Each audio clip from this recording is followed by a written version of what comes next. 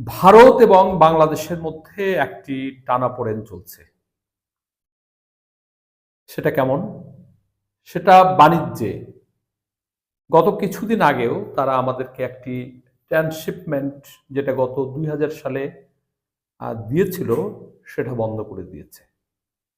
আমরাও ইতিমধ্যেই তাদের যে সুতা আমদানি তাদের কাছ থেকে আমরা করি, সেটা আমরা স্থল বন্দর দিয়ে আর নিব না। আমরা সেটা জল বন্দর দিয়ে আমরা নিব। ফলে তারা আবার পাল্টা একটা যুক্তি করেছে। তারা একটি বার্তা দেওয়ার চেষ্টা করছে তাদের পত্রিকাগুলো। সেটা হলো যে বাংলাদেশের সাথে ভারত বাণিজ্য যুদ্ধে জড়াতে চায় না। কেন এটা? সাম্প্রতিককালে একটি ঘটনা, যে গত ২-৩ মাস আগে আমরা সরাসরি করাচি থেকে পণ্য আমদানি করেছি আমাদের বন্দরে, সেটা তারা লক্ষ্য করেছে, কিছু বলেনি। এবং তারপরে পররাষ্ট্র যে সচিব, সে আমাদের দেশে এখনো উপস্থিত, এবং আগামী কিছুদিনের মধ্যে পররাষ্ট্রমন্ত্রী আমাদের দেশে আসবে। তারপরে বাণিজ্য মন্ত্রী আসবে। আমাদের সাথে বাণিজ্যের যে একটি ভালো যোগাযোগ চলছে দীর্ঘ দিন যাবৎ, তাদের সাথে কিন্তু আমাদের কোনো বাণিজ্যের যোগাযোগ ছিল না, অথচ খুব কাছের দেশ।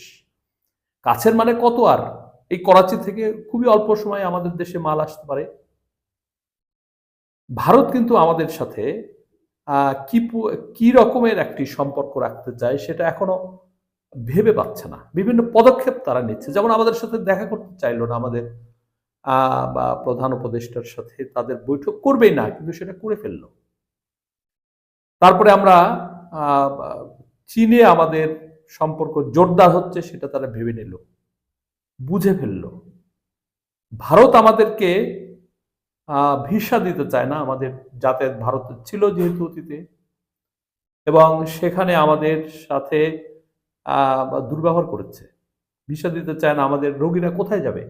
দেশে যারা চিকিৎসা ভালো নেই বলে মনে করে এবং বিদেশে চিকিৎসা করতে ইচ্ছুক, ভারত তুলনামূলক আমাদের দেশের চেয়ে ভালো চিকিৎসা প্রদান করে। আমরা সেটা নিয়েছিলাম, গ্রহণ করেছিলাম। আমাদের লক্ষ লক্ষ মানুষ ভারতে যেত, সেটা বন্ধ করে দিয়েছে। ট্রান্সশিপমেন্ট বন্ধ করার পরে তারা কিন্তু বলেছে যে তাদের দেশের ব্যবসায়িক গণই এই আবেদন দীর্ঘদিন ধরে জানিয়ে আসছিল যে তাদের পোর্টগুলোতে অনেক বেশি ভিড় হয়, তাদের আমদানি রপ্তানি করতে অসুবিধা হয়। ফলে তাদের পরামর্শে ভারত সরকার এটা করেছে, কিন্তু তাদের ইচ্ছা নেই, কিন্তু করতে বাধ্য হয়েছে। তবে ভুটান এবং নেপালের সাথে বাংলাদেশের বাণিজ্য অব্যাহত রাখতে কোনো সমস্যা হবে না, এরকম তারা আশা প্রকাশ করেছে। এবং এখন যখন আমরা আবার এরকম ব্যবস্থা গ্রহণ করেছি যে স্থল বন্দর দিয়ে আমরা নিব না, আমরা বরং জল পোর্ট দিয়ে আমরা নিব, তখন তারা আবার এরকম কথা বলছে। তার মানে তারা বুঝে ফেলেছে আমরা ব্যবস্থা নিতে পারি, এবং আমরা আগের মতো করে আর আমাদের বাণিজ্য চুক্তিগুলো বা বাণিজ্য যে সিস্টেম, সেটা আমরা রক্ষা করব না। ওরা যেরকম পদক্ষেপ নিতে পারে আমরাও পদক্ষেপ নিতে পারি, কিন্তু তারা ভারত এটাতে শঙ্কিত বোধ করেছে। কারণ ভারত ইতিমধ্যেই জেনে ফেলেছে প্রায় 18 কোটির বাজার।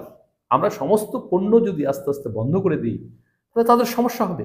তাছাড়া আমাদের ভূ রাজনীতির কারণে আমাদের অত্যন্ত দরকার, সেটা 1971-এর আগে বুঝতে পেরেছে, 1971-এর পরে বুঝতে পেরেছে, এখনো তারা সেটা বুঝে চলেছে। ফলে তারা কিন্তু আমাদের সাথে যুদ্ধ চায় না, হোক সেটা বাণিজ্য যুদ্ধ, কিন্তু সেটা তারা চায় না।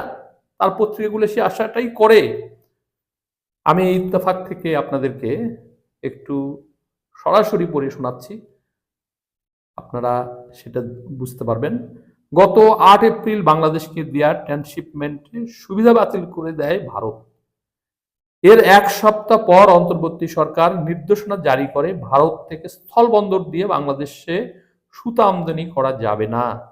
আর স্থল বন্দর দিয়ে সুতা আমদানি বন্ধের বিষয়টির পরই টাইমস অফ ইন্ডিয়া বৃহস্পতিবার জানালো বাংলাদেশের সঙ্গে ভারত বাণিজ্য যুদ্ধ চায় না। এছাড়া ঢাকা বাণিজ্য বিষয়ক যে সিদ্ধান্ত নিয়েছে সেটির বদলে কোনো পাল্টা ব্যবস্থা দিল্লি হয়তো নেবে না বলে সংবাদপত্রটির শিরোনামে দাবি করা হয়েছে। প্রিয় দর্শক, এই হলো ভারতের মোটিভ। আমি গোটা না পড়লেও আপনারা বুঝতে পারবেন যে আমি প্রায় বলে ফেলেছি যে ভারতের সাথে বাংলাদেশের কি পরিমাণ একটা দোলায়মান সম্পর্ক চলছে, এবং ভারতের এরকম আচরণের কারণে আমাদের চীন এবং পাকিস্তানের সাথে আমরা কিরকম সম্পর্ক গড়ে তোলার চেষ্টা করছি, বা তারা আমাদের সাথে সম্পর্ক করার যে চেষ্টা চালিয়ে যাচ্ছে, সেটাই এই বাংলাদেশ এবং ভারতের সাথে যে বাণিজ্য বিষয়ক গত কয়দিন যাবৎ যে সম্পর্ক বিদ্যমান সেটা ফুটে উঠেছে। প্রিয় দর্শক, আজকে এ পর্যন্তই। সকলে ভালো থাকবেন। আল্লাহ হাফেজ।